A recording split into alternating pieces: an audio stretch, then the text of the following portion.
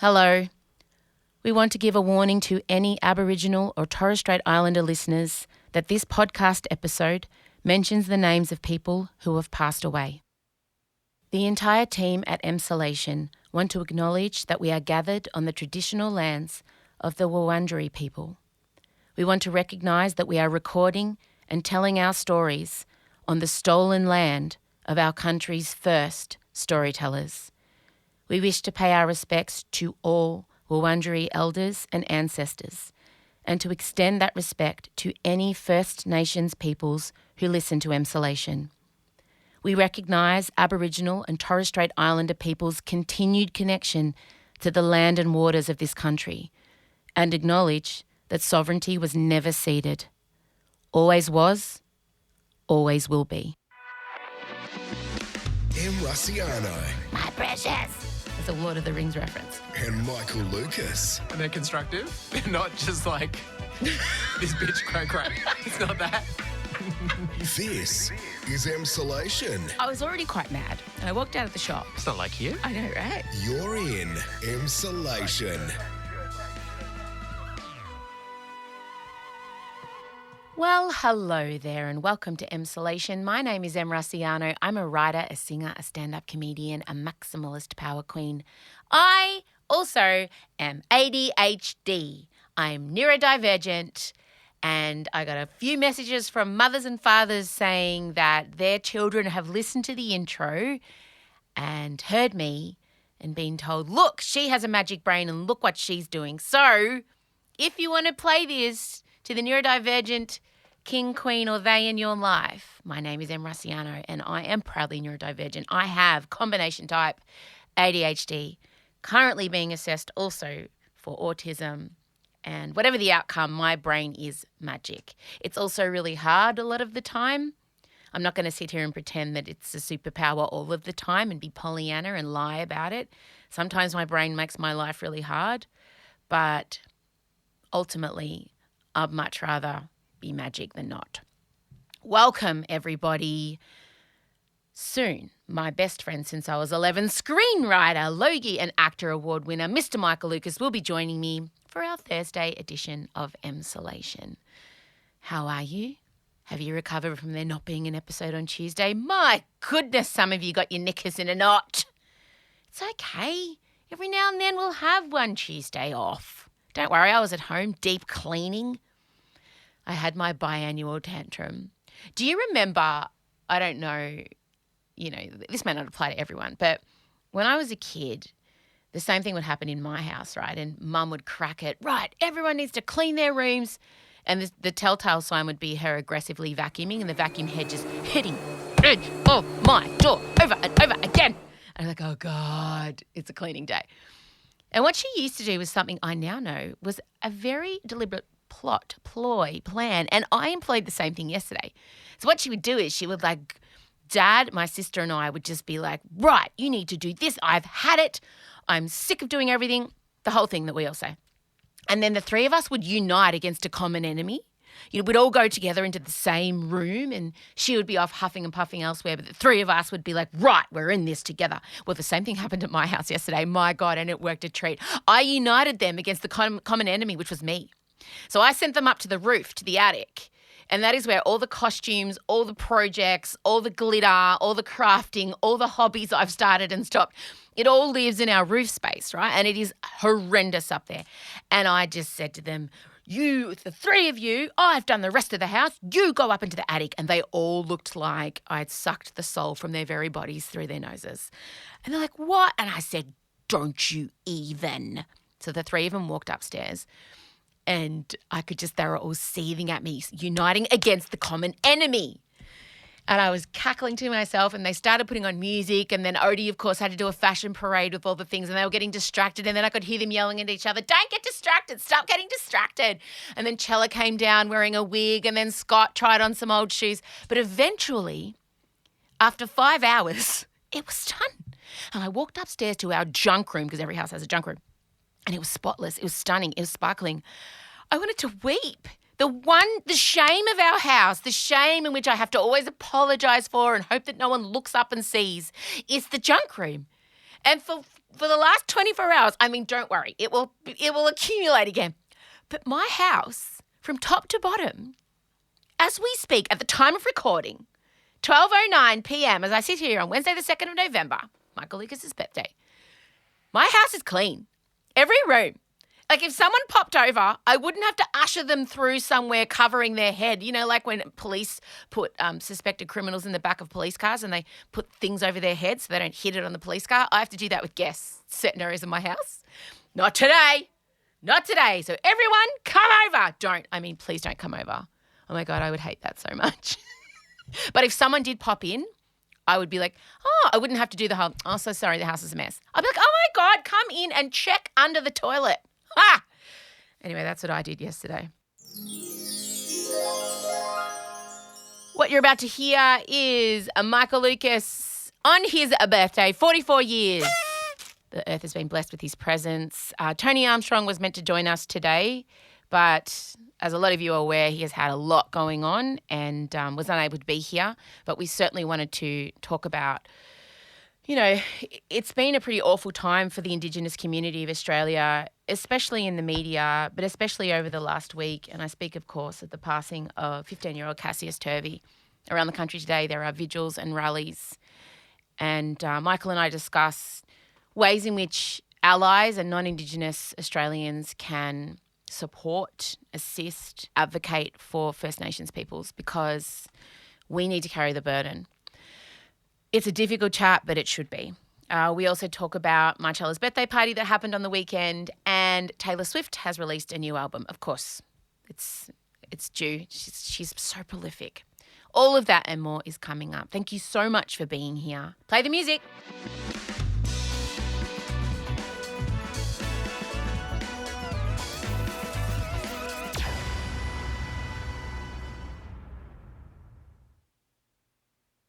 M. Russiano and Michael Lucas. This is Emsolation. Michael Lucas, happy 44th birthday! Oh my gosh. Thank you. Celebrating my exit from early 40s. No, 44's, what's 44? Is that officially mid? I think it's got to be mid, right? So am I still early 40s and you're mid 40s? I think so. Oh, yes! God, for a few more months. Why did I mention it? I'm halfway to 88. You're halfway to 66. Oh no, what are you? Yes, no, I'll take I it. can't take it. Wait. We're always terrible at maths. 86. Sorry. You are. Do you feel like it's your birthday? Does it feel birthday? I got you a balloon.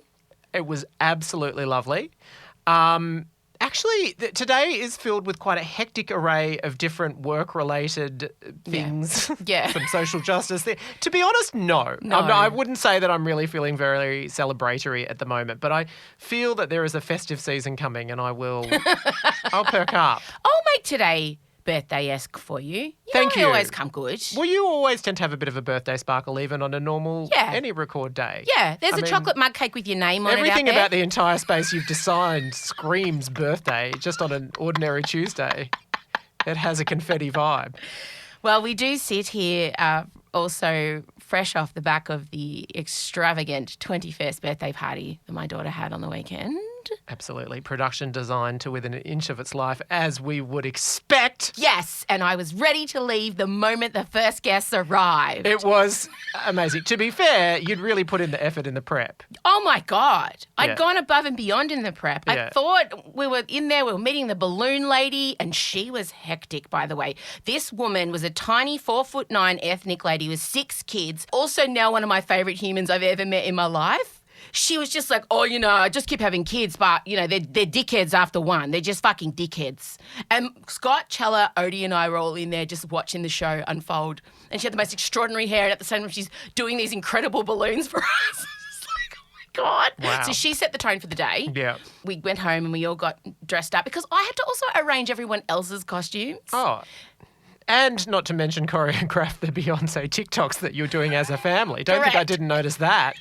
But unfortunately with the costuming, there was one member of the family who I just didn't put as much detail into because he's a fully grown man. Scott was left to his own wig devices for Jon Snow. I didn't want to say anything because everything about that costume was perfect, but that was not Jon Snow hair. Lord Farquaad.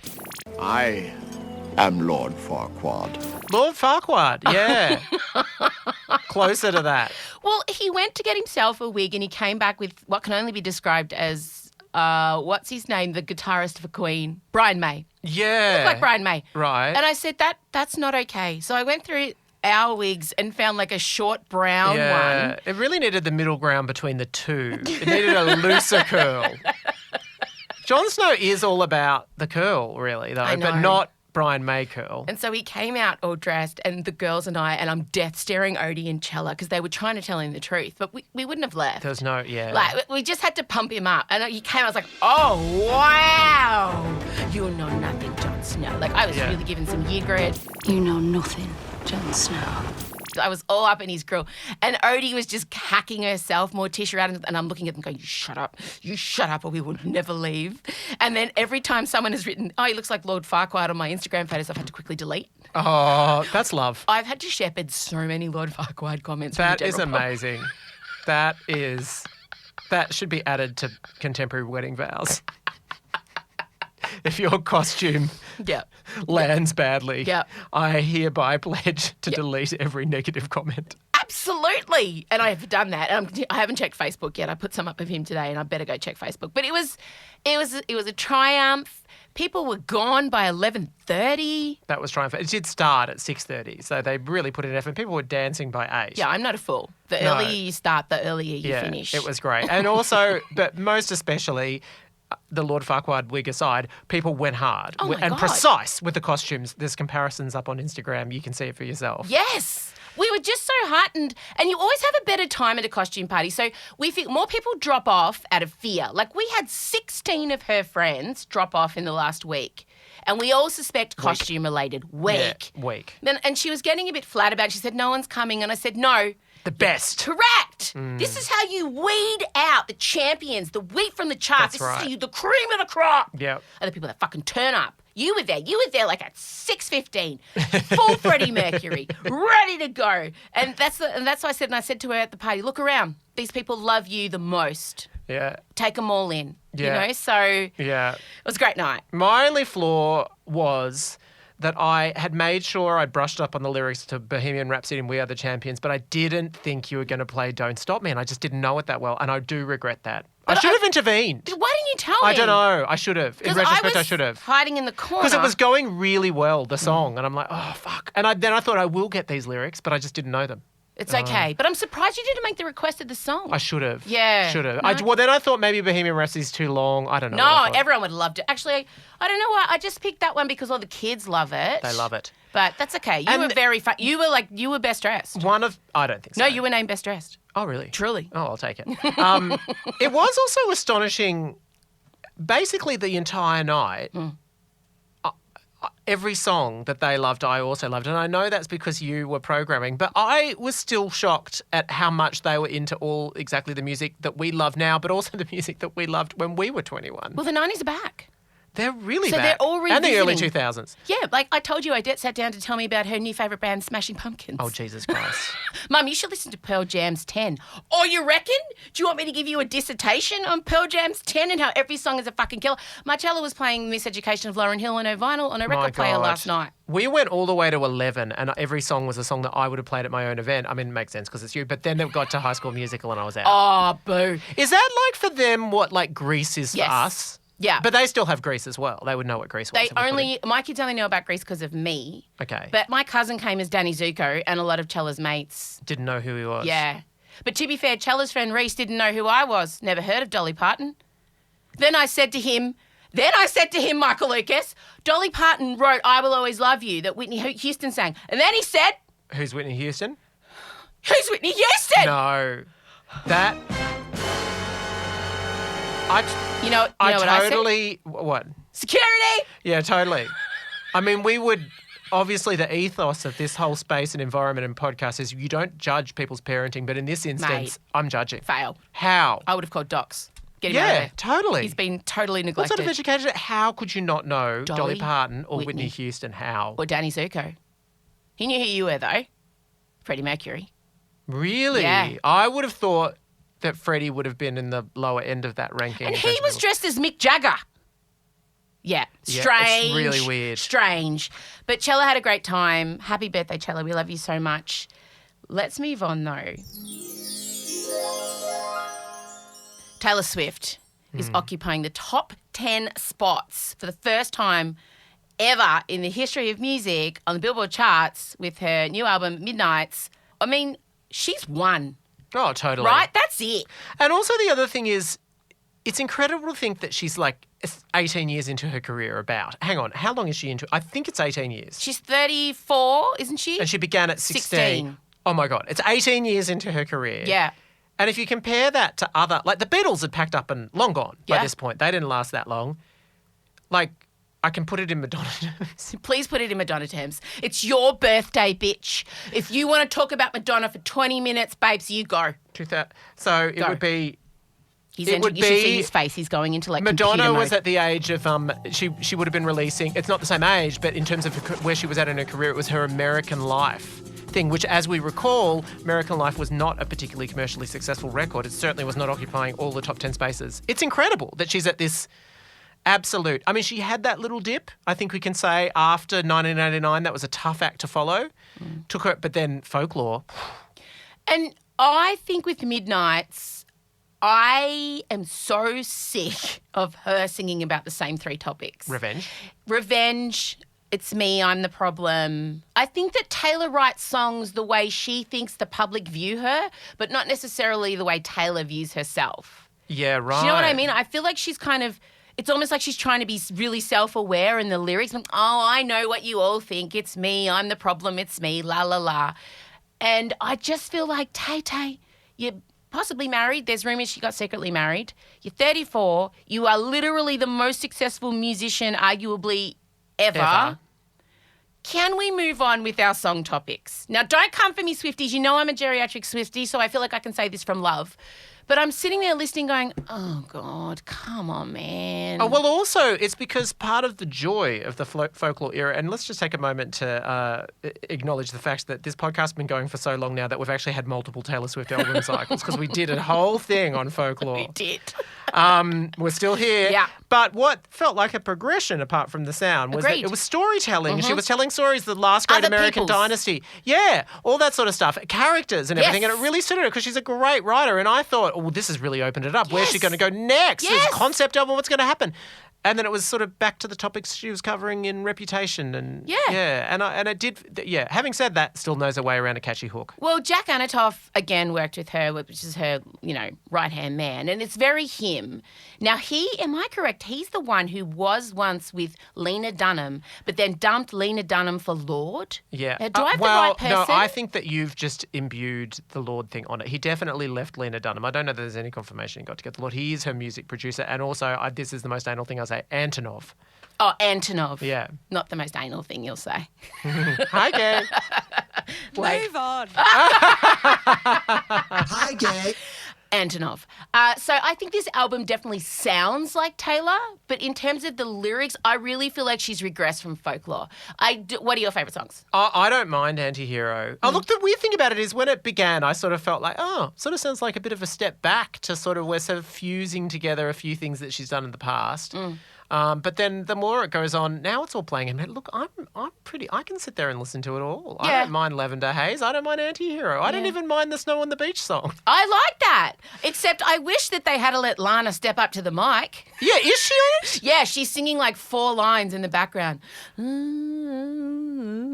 That's like the Super Bowl halftime show when Beyonce said, "Please welcome Destiny's Child," and then No, but at least Destiny's hear Child it. got to sing. couldn't hear them though. But with this, it's like, because Odie was so excited because Odie loves Lana Del Rey. My child, my 15-year-old, Yeah. loves her. And she's the first song she played when the track dropped. When the album dropped, Odie's like, oh my God, it's on the beach. And we're sitting there going, is that And she's her? got such Is a that- distinctive voice. Is that her? But she's Yeah. also been told to sing like Taylor. Because when you hear it, Yeah. it's Lana's impersonation of Taylor. So Yeah. I like that song. My favourite song is Bejeweled. And I like Karma is your boyfriend. Yeah. Karma is God. And Masterpiece is the best song on the album because it is not it's about her real life. She wrote it about the dude she's with now, about how she orchestrated their love affair, how nothing was left to chance, how she was a total nerd about it. And I believe that is Taylor Swift.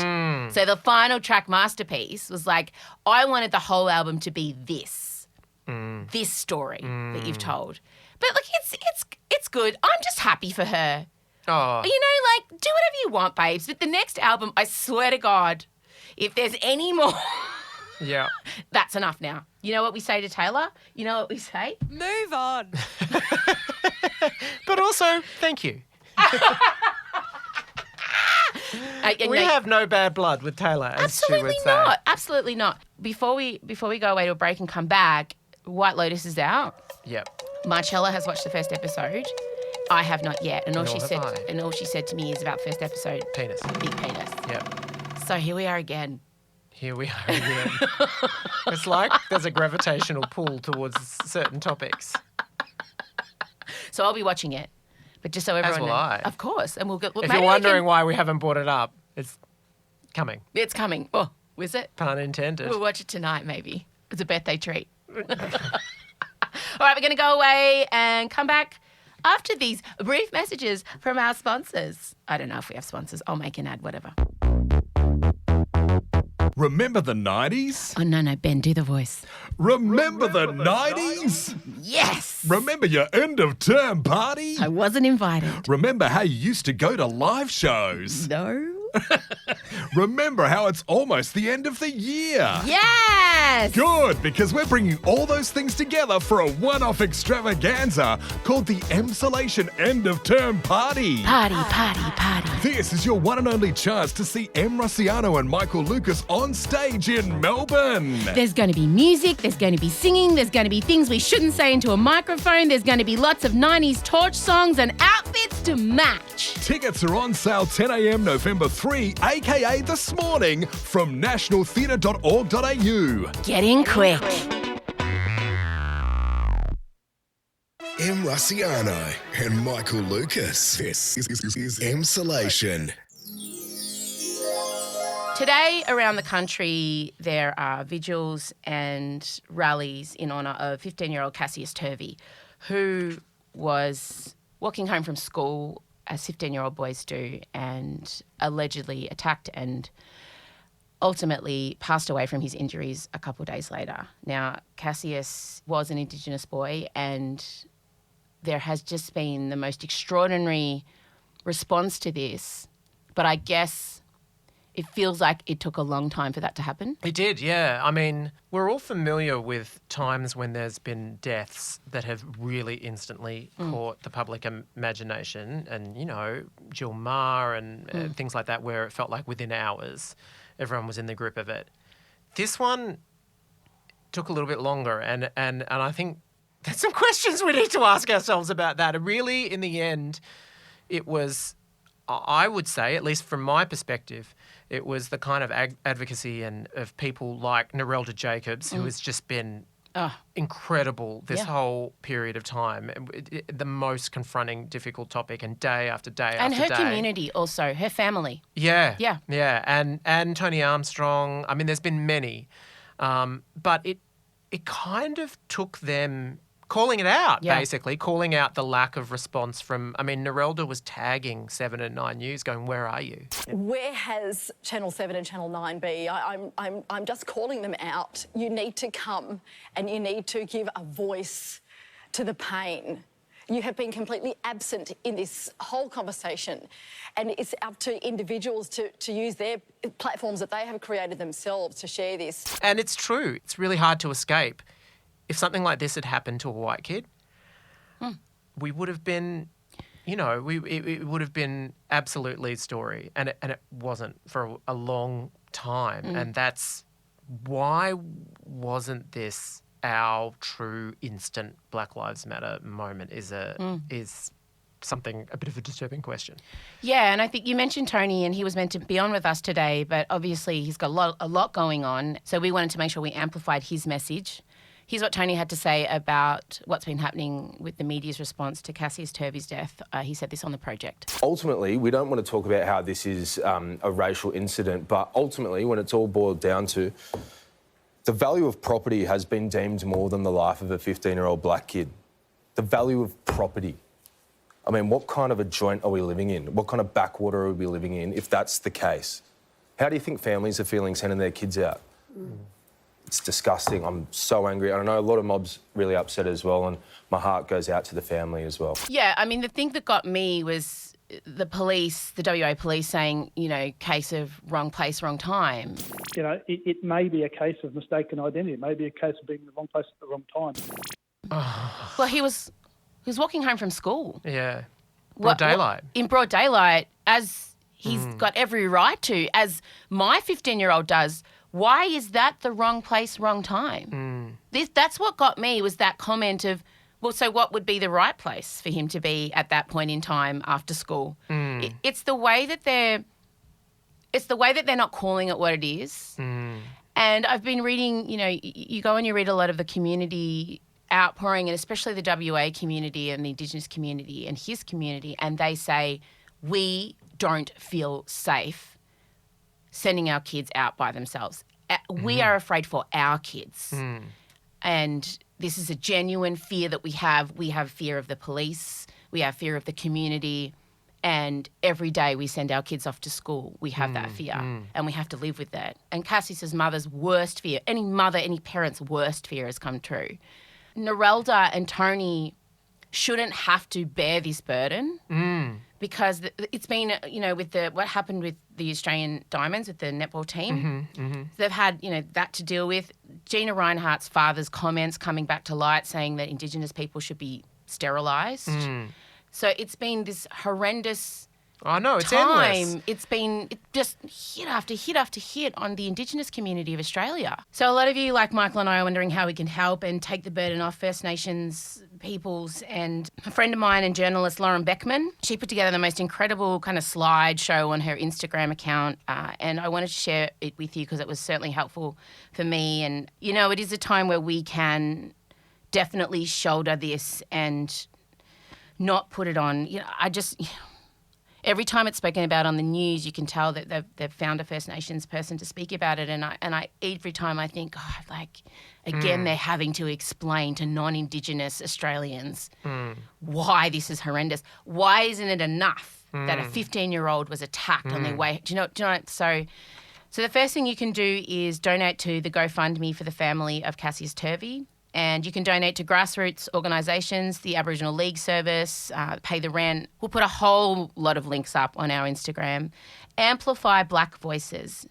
On Instagram, follow Black creators, repost their stories, buy their products. And there's a documentary on Four Corners. It's called How Many More? It's confronting. I didn't sleep after it, but nor should I and nor should you. And it's the report on the crisis of First Nations women being killed. And it is so confronting, but so important. Attend the vigils. They're happening around the country this week. Speak to your friends and family about the racism that still exists in Australia. And it's the microaggressions. It's the little ones. And I was reading an article written by an Indigenous woman where she said the tiny little things that happen that get left unchecked, that's what snowballs. And when the small racisms occur and the tiny little, the death by 1,000 cuts almost, call your friends out, call your family out. When it happens, do it on the spot. And your kids especially, talk to your kids, because First Nations kids do not have the luxury of being shielded from this. If you are non-Indigenous, you can, if you choose to, shield your kids from this. Indigenous kids, they don't have that luxury. They have to walk out every day and face this.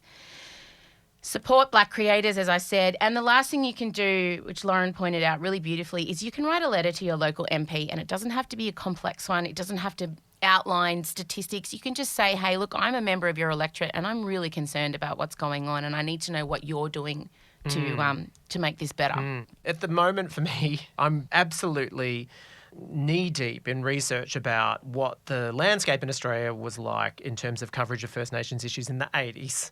And it's so shocking how little has progressed, really. I mean, it is great that we've got Narelda and we've got Tony there in the media, and it's not like there's no progress. But considering that it's 35 years, it's shocking. And the only way that there's going to be genuine progress is people are proactive and show up. And it's not enough to sit there thinking, well, I'm really not contributing to it in any way, silence is a contribution to it. And it's, the time for change and genuine progress on this front is so overdue, and it's only going to happen if people show up, and show they care. And be resilient.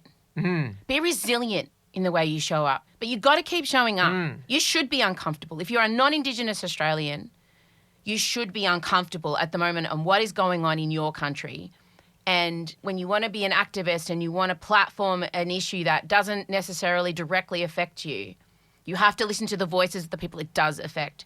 And you have to keep showing up. Even if those voices tell you you're showing up in the wrong way, just keep going. Keep being there. Don't be discouraged. We have to shoulder this burden. I can't state that enough. Michael and I are always reluctant to discuss these kind of things without a member of the community we're discussing present. But we wanted to give you all an opportunity and an avenue to show your support, not only for Cassius Turvey's family, but also for all Indigenous Australians. Look, it's a somber note to end the pod on, but it's a... What else can you say? There's no way around that. You just have to sit in it. Yeah, and that's the thing. Sit in it, and you should be uncomfortable. If you don't feel uncomfortable, then you're not human. We'll be attending the Melbourne Vigil. I hope a lot of you get to the vigils around you. And like I said, we'll be putting a bunch of resources up so that if you're an ally, you can help out. And if you are part of the Indigenous community, we will keep showing up for you. On behalf of this entire team that I represent, we will keep showing up for you. Okay, that's it. See you later. See ya. That's all from us at Emsolation. This week we wanted to leave you with some of the words spoken by Cassius's close friends at his memorial service today. I was lucky enough to have Cassius as one of my best friends. I speak on behalf of many of us here. He really was a best friend to everyone. Cassius was a teddy bear, or as the boys would say, a big friendly giant. He had a big heart, a big brain, and big dreams. I am very happy to say, Cassius, your name is making a change. I hope you're smiling down, knowing how many people have heard your story, my brother. Your name will never be forgotten. It will always be remembered. And it's justice for Cassius, forever 15, my friend. He always did have his own superpower. It was his big heart and his smile. That was his superpower. Put a smile on everyone's face, make everyone's day.